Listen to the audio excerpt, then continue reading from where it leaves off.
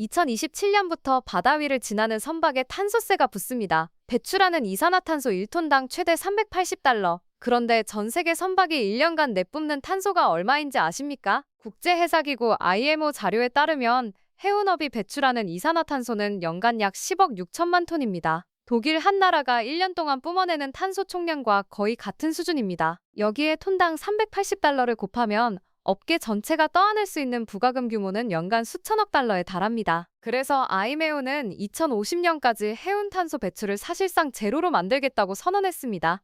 선언에 그치지 않습니다. 2027년부터 탄소 배출 톤당 최대 $380의 부가금을 실제로 부과합니다. 목표가 아니라 벌금입니다. 이 규제의 시계는 이미 돌아가고 있습니다. 선박 한 척을 건조하는데 3, 4년이 걸립니다. 2027년에 부가금이 시작되면 지금 이 순간 발주한 배가 바다에 뜨자마자 벌금 대상이 됩니다. 해운사 입장에서는 오늘의 발주가 곧 미래의 비용 구조를 결정하는 겁니다. 그리고 이 시한 안에 답을 내놓아야 하는 쪽은 배를 주문하는 해운사만이 아닙니다. 가장 먼저 움직인 건 해운사들이었습니다. 이들이 꺼낸 첫 번째 카드가 LNG, 액화천연가스 추진선입니다. 기존 벙커 CU 대비 탄소 배출을 약 25% 줄일 수 있습니다. 하지만 25% 감축은 2050년 넷제로 기준에 한참 못 미칩니다. 마라톤에 비유하면 겨우 10km 지점에서 멈춰선 셈입니다. 그리고 감축량만이 문제가 아닙니다. 게다가 LNG 엔진에서는 메탄이 새어나옵니다. 메탄의 온실 효과는 이산화탄소의 약 80배입니다. 탄소를 줄이려다 더 강력한 온실가스를 만들어내는 역설이 발생하는 겁니다. 결국 업계의 결론은 하나로 모이고 있습니다. LNG는 과도기 연료일 뿐 최종 답이 아니라는 겁니다. 여기서 등장하는 연료가 암모니아입니다. 화학식 NH3, 질소와 수소로 이루어진 이 물질은 연소할 때 탄소를 전혀 배출하지 않습니다. 수소도 탄소제로 연료지만 영하 253도에서 보관해야 합니다. 반면 암모니아는 영하 33도면 액화됩니다. 냉동 창고 수준의 온도로 저장할 수 있다는 뜻입니다. 에너지 밀도도 핵심입니다. 같은 부피 기준으로 암모니아는 액체 수소보다 약 1.5배 더 많은 수소를 품고 있습니다. 배에 싣기에 훨씬 효율적이라는 의미입니다. 이미 전 세계에서 연간 약 1억 8천만 톤의 암모니아가 생산되고 있고 운송 인프라도 갖춰져 있습니다. 완전히 새로운 공급망을 만들 필요가 없다는 점이 결정적 장점입니다. 그런데 암모니아가 이렇게 좋다면 왜 지금까지 아무도 배에 쓰지 못했을까요? 암모니아는 불이 잘 붙지 않습니다. 최소 발화 온도가 약 651도로 경유의 약 210도에 비해 3배 이상 높습니다. 엔진 안에서 안정적으로 점화시키는 것 자체가 난제입니다. 연소 속도도 느립니다. 같은 조건에서 암모니아의 화염 전파 속도는 메탄의 약 5분의 1 수준입니다. 불이 엔진 전체로 퍼지는데 시간이 걸리니 출력이 급격히 떨어집니다. 거기에 연소 과정에서 질소산화물 NOx가 대량 발생합니다. 탄소는 안 나오지만 또 다른 대기오염 물질이 쏟아지는 겁니다. 엔진 하나를 만들려면 점화, 연소, 배기 3가지 난제를 동시에 풀어야 합니다. 이 기술적 장벽이 얼마나 높은지 그 결정적인 이유를 알게 되시면 깜짝 놀라실 겁니다. 대한민국 조선업의 진짜 저력이 드러나는 다음 장면을 절대 놓치지 마세요. 중국은 2023년 기준 전 세계 신규 선박 수주량의 약 59%를 차지했습니다. 척수로는 압도적 1위입니다. 그런데 이 수치를 자세히 들여다보면 풍경이 달라집니다. 중국 조선소가 수주한 배 대부분은 벌크선과 컨테이너선, 즉 구조가 단순한 범용 선박입니다. 고부가 가치 선박 비중은 현저히 낮습니다. 핵심은 엔진 기술입니다. 대형 선박용 암모니아 엔진을 양산할 수 있는 기업은 현재 전 세계에 손에 꼽힙니다. 중국은 아직 자체 암모니아 엔진 상용화에 성공하지 못한 상태입니다. 선박을 많이 만드는 것과 고난도 선박을 만드는 것은 전혀 다른 문제입니다. 피자를 하루에 1000판 굽는 공장이 있다고 해서 미슐랭 3스타 요리를 낼 수 있는 건 아닙니다. 2024년 11월 하나오션이 세계 최초의 암모니아 추진 선박 실증 운항에 성공했습니다. 이 실증선에는 한화오션이 자체 개발한 암모니아 연료 공급 시스템이 탑재됐습니다. 암모니아의 독성과 부식성을 제어하면서 엔진에 안정적으로 연료를 공급하는 기술입니다. 이 시스템만 개발하는 데 4년 이상이 걸렸습니다. HD 한국조선해양도 가만히 있지 않았습니다. 자회사 HD현대중공업은 자체 개발한 암모니아 2행정 엔진의 육상 시운전을 완료했습니다. 출력 규모는 대형 컨테이너선에 탑재 가능한 수준입니다. 세계 최초라는 타이틀이 중요한 이유가 있습니다. 선박 인증 기관들은 최초 실증 데이터를 기반으로 국제 표준을 만듭니다. 표준을 쥔 쪽이 시장의 룰을 정하게 됩니다. 그렇다면 이 시장은 얼마나 클까요? 글로벌 시장조사기관 클락슨에 따르면 2030년까지 친환경 선박 발주 시장은 연간 약 1,500억 달러, 하나로 약 200조 원 규모에 달할 전망입니다. 200조 원이면 삼성전자의 2023년 연간 매출과 맞먹는 금액입니다. 이 시장이 매년 반복된다는 겁니다. 특히 암모니아 추진 선박은 일반 선박 대비 건조 단가가 약 20~30% 높습니다. 같은 척수를 수주해도 매출이 더 크다는 의미입니다. 한국 조선사에게는 수익성과 기술 격차를 동시에 확보할 수 있는 구간입니다. 정리하면 이렇습니다.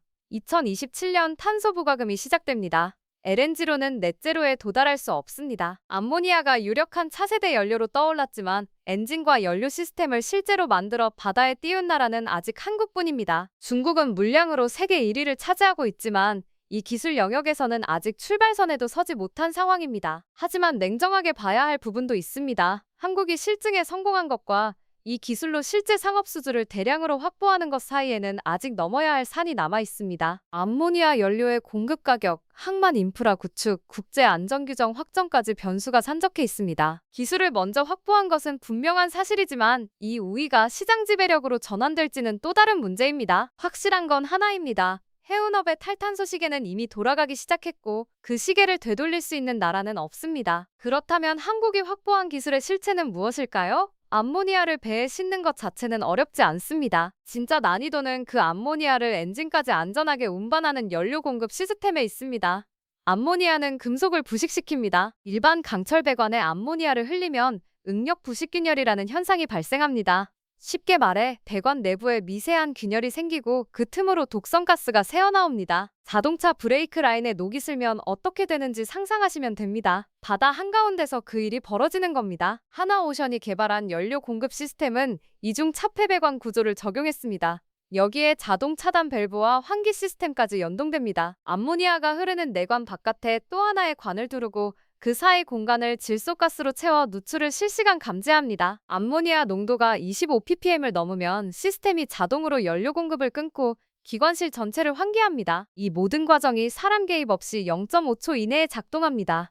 이 기술을 배에 싣고 실제 바다에서 검증하기까지 4년이 넘게 걸렸습니다. 여러분이 조선사 CEO라면 검증도 안 된 연료 시스템에 수천억 원짜리 선박의 운명을 걸 수 있으셨을까요? 연료 공급 시스템이 혈관이라면 엔진은 심장입니다. 암모니아를 태우려면 엔진 자체가 달라져야 합니다. 대형 선박에 쓰이는 이행정 저속 엔진은 높이만 약 15m, 무게는 2,000톤이 넘습니다. 이 거대한 기계의 연소실 내부에서 암모니아를 안정적으로 점화시키는 것이 핵심 과제입니다. 암모니아는 불꽃이 퍼지는 속도가 극도로 느립니다. 경유처럼 분사하면 연소가 중간에 끊기거나 불완전 연소로 이어집니다. 비유하자면 젖은 장작에 불을 붙이려는 것과 같습니다. 불씨는 닿는데 불길이 번지질 않습니다. 이 문제를 해결하기 위해 한국 조선사들은 파일럿 연료 방식을 적용합니다. 소량의 경유를 먼저 분사해 연소실 온도를 끌어올린 뒤 암모니아를 주입하는 2단계 점화 방식입니다. 경유 비율은 전체 연료의 약 5% 이하로 탄소 배출을 최소화하면서 안정적 연소를 확보합니다. 이 파일럿 연료 비율을 5% 이하로 낮추는 데만 수백 회의 연소 시험이 필요했습니다. 1%만 올라가도 탄소 감축 효과가 떨어지고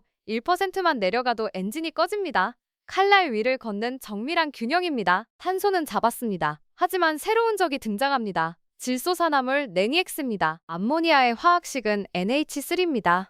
질소가 포함되어 있기 때문에 고온에서 연소하면 질소산화물이 발생합니다. 너엑스는 미세먼지의 주요 전구물질이자 IMO Tier3 규제의 핵심 대상입니다. 탄소를 없앴더니 미세먼지가 늘어나는 셈입니다. 이건 마치 감기약을 먹었더니 두통은 나았는데 위장이 아픈 것과 같습니다. 한 가지 문제를 해결하면 다른 문제가 튀어나오는 구조입니다. 한국 조선사들은 선택적 촉매 환원 장치 SCR을 탑재합니다. 배기가스의 요소수를 분사해 네오엑스를 질소와 물로 분해하는 기술입니다. 이 SCR 시스템의 네오엑스 저감 효율은 약 90% 이상으로 IMO Tier3 기준을 충족합니다. 문제는 이 SCR 장치가 상당한 공간을 차지한다는 점입니다. 대형 컨테이너선 기준으로 SCR 시스템 하나가 약 40피트 컨테이너 2~3개 부피를 차지합니다. 화물을 실어야 할 공간을 환경장비가 먹는 겁니다. 설계 단계에서부터 이 공간을 확보하지 않으면 배를 다 짓고 나서 장착할 수가 없습니다. 여기서 핵심이 드러납니다. 암모니아 선박의 기술력은 단일 부품이 아니라 전체 설계 통합에 있습니다. 이중 차폐 배관, 자동 차단 시스템, 2단계 점화 엔진, SCR 후처리 장치, 독성가스 환기 시스템. 이 5가지가 하나의 선박 안에서 동시에 작동해야 합니다. 하나라도 빠지면 인증을 받을 수 없고 하나라도 충돌하면 배가 멈춥니다. 이걸 요리에 비유하면 이렇습니다. 재료 5가지를 동시에 불 위에 올려놓고 각각 다른 온도와 시간에 맞춰 완성해야 하는 코스 요리입니다. 재료 하나를 잘 굽는 것과 5가지를 동시에 완벽하게 플레이팅하는 것은 전혀 다른 차원의 실력입니다. 중국이 이 영역에서 뒤처지는 이유가 여기에 있습니다. 엔진 하나, 배관 하나를 따로 만드는 것은 시간과 투자로 해결할 수 있습니다. 하지만 이 모든 시스템을 하나의 선체 안에 통합 설계하는 능력은 수십 년간 고부가가치 선박을 건조하면서 축적한 경험에서만 나옵니다. 한국은 LNG 운반선 시장에서 전 세계 누적 수주의 약 70%를 차지해왔습니다. 극저온 화물 관리, 이중 선체 설계, 가스 누출 방지 기술을 30년 넘게 다뤄온 겁니다. 암모니아 선박 기술은 이 축적 위에서 탄생한 것입니다. 엔진과 배관만 해결되면 끝일까요?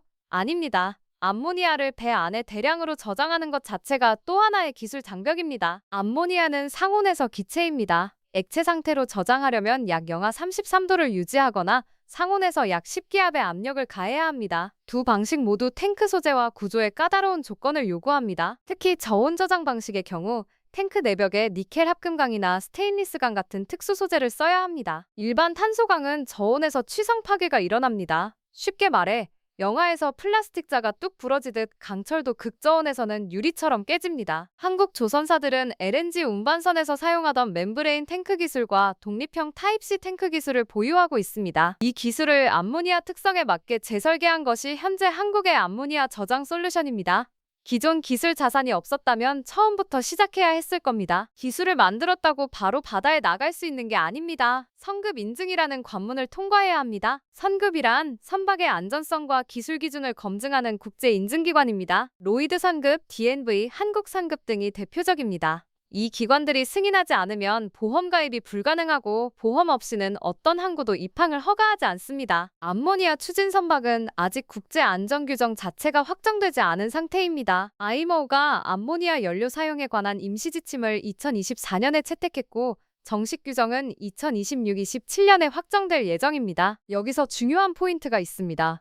규정이 만들어지기 전에 실증 데이터를 가진 쪽이 규정 설계에 영향을 줍니다. 운전면허 시험 문제를 출제하는 사람이 실제로 그 차를 먼저 몰아본 사람이라면 어떻게 될까요? 시험 기준 자체가 자기 차에 맞춰질 가능성이 높아집니다. 한국선급은 이미 암모니아 연료 선박에 대한 자체 기술 규칙을 2023년에 발표했습니다. 이 규칙이 IMO 정식 규정의 참고자료로 활용되고 있습니다. 기술과 규정 2가지를 동시에 선점하는 구조입니다. 배는 만들었습니다. 그런데 이 배에 암모니아를 넣어줄 항구가 있을까요? 2024년 기준 전 세계에서 암모니아 벙커링, 즉 선박 연료 보급이 가능한 항구는 사실상 없습니다. 싱가포르, 로테르담, 부산 등 주요 허브 항만이 2026-2028년 시범 운영을 목표로 인프라를 구축 중입니다. 이건 전기차는 나왔는데 충전소가 없는 상황과 비슷합니다. 다만 차이가 있습니다. 전기차 충전소는 주유소 크기면 되지만 암모니아 벙커링 시설은 대형 화학 플랜트 수준의 안전 설비를 갖춰야 합니다.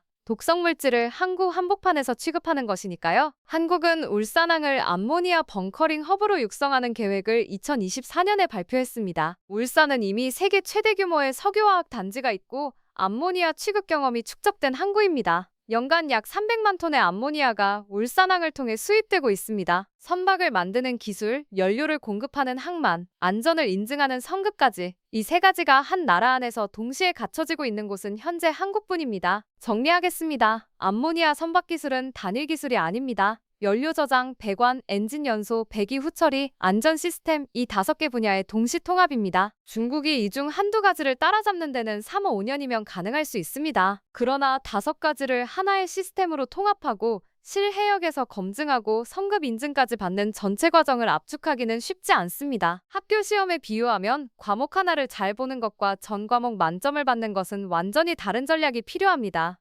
암모니아 선박은 전 과목 시험입니다. 한 과목이라도 과락이면 배가 출항할 수 없습니다. 그리고 이 시험에는 재시험 기회가 제한적입니다. 2027년 탄소 부과금이 시행되면 해운사들은 즉시 친환경 선박을 발주해야 합니다. 그때 기술이 준비되지 않은 조선소는 입찰 자격 자체를 얻지 못합니다. 결국 암모니아 선박의 기술 격차는 단순한 시간의 문제가 아닙니다. 축적된 경험, 통합 설계 역량, 실증 데이터, 그리고 규정 선점까지 이 네 가지가 겹겹이 쌓여 만들어낸 구조적 격차입니다. 이 구조가 왜 쉽게 무너지지 않는지 다음 내용에서 더 살펴보겠습니다. 이 구조적 격차가 시장에서 어떤 의미를 갖는지 숫자로 확인해 보겠습니다. 2025년 1분기 기준 한국조선 3사의 수주잔고는 약 56조 원입니다. 이 중 친환경 선박 비중이 약 65%를 넘어섰습니다. 단순히 배를 많이 받은 게 아니라 고부가가치 선박 위주로 수주 구조가 바뀌고 있다는 뜻입니다. 여기서 주목할 점이 있습니다. 암모니아 추진 선박 1척의 건조 단가는 기존 벙커 CU 선박 대비 약 2~3% 높습니다. 같은 척수를 만들어도 매출이 더 큰 겁니다. 이건 스마트폰 시장과 비슷한 구도입니다.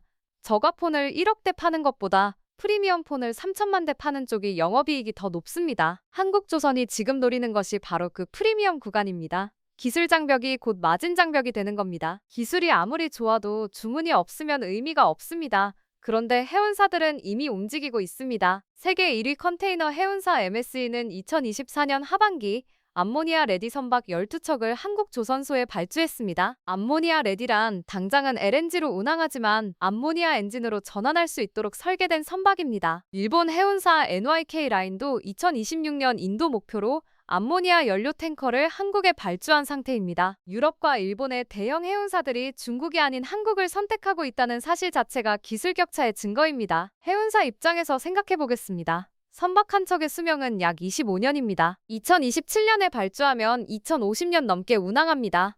넷제로 시대를 관통하는 배를 주문하는데 검증되지 않은 조선소에 맡길 수 있을까요? 이건 25년 약정의 통신요금제를 고르는 것과 같습니다. 한번 선택하면 중간에 바꿀 수 없습니다. 해운사들이 보수적으로 움직이는 이유이자 실증 데이터를 가진 한국의 발주가 몰리는 이유입니다. 배를 만드는 기술만으로는 끝이 아닙니다.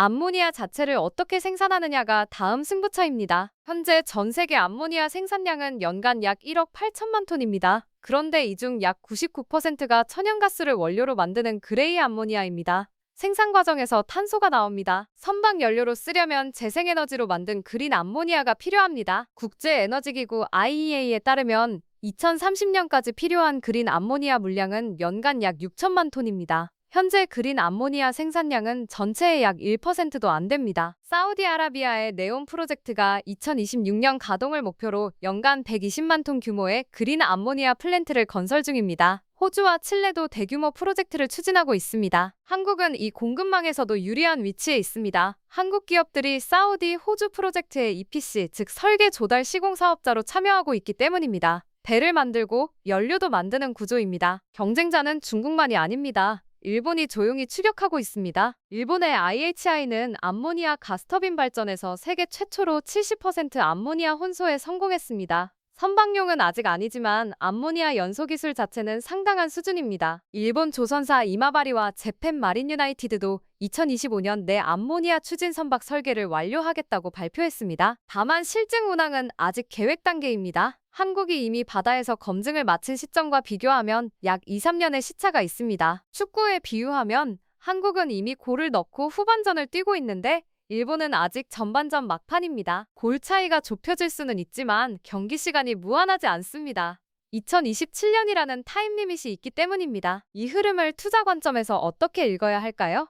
핵심 지표 3가지를 짚어보겠습니다. 첫째, 클락슨 신조선가 지수입니다. 2024년 말 기준 이 지수는 약 185포인트로 2008년 이후 최고치를 기록했습니다. 친환경 선박 수요가 선가를 끌어올리고 있다는 신호입니다. 둘째, 한국조선 3사의 영업이익률입니다. HD 한국조선해양의 2024년 영업이익률은 약 7.5%로 2021년 적자에서 3년 만에 흑자 전환을 넘어 수익성 개선 단계에 진입했습니다. 셋째, EU 탄소 국경 조정 메커니즘 CBAM의 해운 확대 일정입니다. EU는 2024년부터 해운업의 탄소 배출권 거래제를 단계적으로 적용하고 있습니다. 2026년에는 적용 비율이 100%가 됩니다. 이 세 지표가 동시에 상승 곡선을 그리고 있다면 한국 조선업의 사이클은 단순한 경기 반등이 아니라 구조적 전환기에 있다는 판단이 가능합니다. 기회만 보면 판단이 흐려집니다. 리스크도 냉정하게 점검하겠습니다. 첫 번째 리스크는 암모니아 연료 가격입니다. 현재 그린 암모니아의 생산 비용은 톤당 약 700~900달러입니다. 기존 벙커 CU의 톤당 약 400, 500달러와 비교하면 연료비가 거의 2배입니다. 탄소 부과금이 높아져야 암모니아가 경제성을 확보합니다. 만약 탄소 부과금 도입이 지연되거나 수준이 낮아지면 해운사들의 전환 속도도 느려집니다. 두 번째 리스크는 인력 부족입니다. 한국 조선업의 생산 인력은 2015년 약 20만 명에서 2023년 약 11만 명으로 줄었습니다. 수준은 늘어나는데 만들 사람이 부족한 상황입니다. 온라인 게임에서 레벨은 올랐는데 파티원이 빠져나간 상태와 비슷합니다. 보스레이드는 시작됐는데 딜러가 부족하면 클리어가 늦어집니다. 납기 지연은 곧 수주 신뢰도 하락으로 이어집니다. 그렇다면 이 시장의 향방을 판단할 때 어떤 기준을 세워야 할까요? 첫째, 2026년 IMO 정식 규정 확정 여부를 확인하세요. 규정이 예정대로 확정되면 암모니아 선박 발주는 2027년부터 급증합니다. 규정이 1년만 지연돼도 발주 사이클이 밀립니다. 둘째, 그린 암모니아 생산 단가의 하락 속도입니다. 톤당 500달러 이하로 떨어지는 시점이 오면 탄소 부과금 없이도 경제성이 성립합니다. 이 시점이 2030년 이전에 오는지 이후에 오는지가 분기점입니다. 셋째, 한국조선소의 분기별 수주 믹스를 보세요. 전체 수주량보다 암모니아 레디 및 암모니아 추진 선박의 비중이 올라가는지가 더 중요한 신호입니다. 이 세 가지 기준이 동시에 긍정 방향으로 움직이면 한국조선업은 단순한 호황이 아니라 10년 이상의 구조적 성장 구간에 진입한 것으로 볼 수 있습니다. 지금 일어나고 있는 일은 단순히 선박 연료가 바뀌는 것이 아닙니다. 바다 위의 운영체제가 통째로 교체되고 있는 겁니다. 스마트폰 시장을 떠올려 보세요. 피처폰에서 스마트폰으로 넘어갈 때 하드웨어만 바뀐 게 아니었습니다. 앱 생태계, 결제 시스템, 콘텐츠 유통 구조까지 전부 달라졌습니다.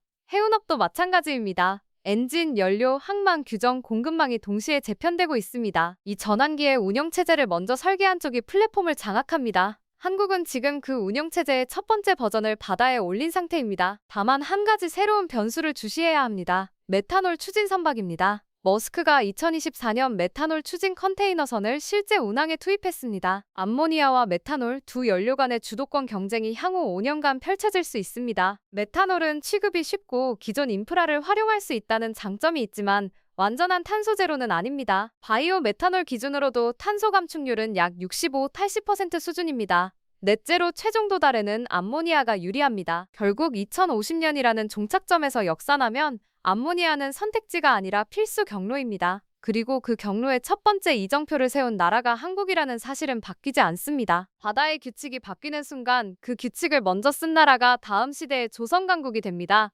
이 흐름이 어떻게 전개되는지 앞으로도 데이터로 추적하겠습니다.